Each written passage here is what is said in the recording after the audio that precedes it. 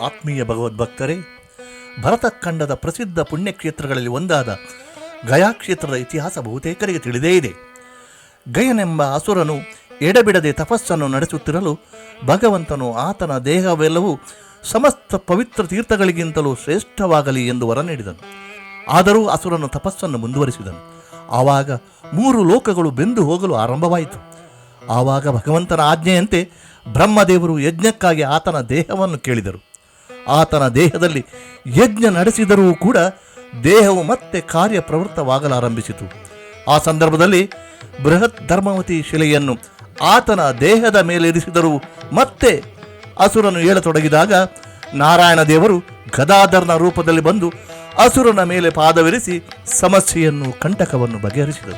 ಶ್ರೀ ಭಾವಿ ಸಮೀರ ವಾದಿರಾಜ ಗುರು ಸಾರ್ವಭೌಮರು ತಮ್ಮ ತೀರ್ಥ ಪ್ರಬಂಧ ಕೃತಿರತ್ನದಲ್ಲಿ ಗಯಾ ಗದಾಧರನನ್ನು ಬಲು ಮನೋಜ್ಞವಾಗಿ ವರ್ಣಿಸಿದ್ದಾರೆ.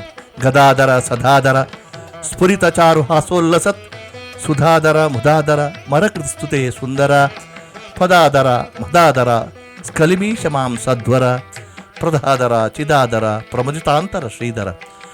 ತುಟಿಯಂಚಿನಲ್ಲಿ ಮಂದಹಾಸ ಬೀರುತ್ತಾ ಅಮೃತಧಾರಿಯಾಗಿ ಶೋಭಿಸುತ್ತಾ ದೇವತೆಗಳಿಂದ ಸ್ತುತಿಸಲ್ಪಡುತ್ತಿರುವ ಸಜ್ಜನರಿಗೆ ಇಷ್ಟಾರ್ಥ ಕಲ್ಪಿಸುವ ಗದಾಧರನೇ, ವಿದ್ಯಾದಿ ಮದದಿಂದ ಹೀನ ಸ್ಥಿತಿಯನ್ನು ಹೊಂದಿ ಕೆಳಕ್ಕೆ ಬಿದ್ದು ಹೋಗುತ್ತಿರುವ ನಮ್ಮನ್ನು ಕಾಲಿನಿಂದ ಆಧರಿಸಿ ರಕ್ಷಿಸು ಎಂದು ಹೃತ್ಪೂರ್ವಕವಾದ ಭಕ್ತಿಯಿಂದ ಪ್ರಾರ್ಥಿಸಿದ್ದಾರೆ.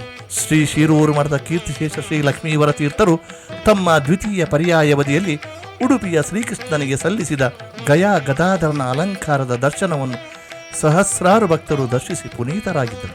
ಪ್ರಿಯರೇ, ಕೃಷ್ಣ ಭಕ್ತಿಗಾಗಿ ಭಕ್ತರ ಶ್ರೇಯಸ್ಸಿಗಾಗಿ ಅಲಂಕಾರ ಪ್ರಿಯ ಉಡುಪಿ ಕೃಷ್ಣನಿಗೆ ಸಲ್ಲುವ ಅಲಂಕಾರ ಸೇವೆಗಳ ಇನ್ನೊಂದು ಭಕ್ತಿಪ್ರದ ದೃಶ್ಯಾವಳಿಯೊಂದಿಗೆ ಮತ್ತೆ ನಿಮ್ಮನ್ನು ಭೇಟಿಯಾಗುವ ಅವಕಾಶ ಭಗವಂತ ಕರುಣಿಸಲೆಂದು ಪ್ರಾರ್ಥಿಸುತ್ತಾ ಪ್ರೀತೋಸ್ತು ಕೃಷ್ಣ ಪ್ರಭು.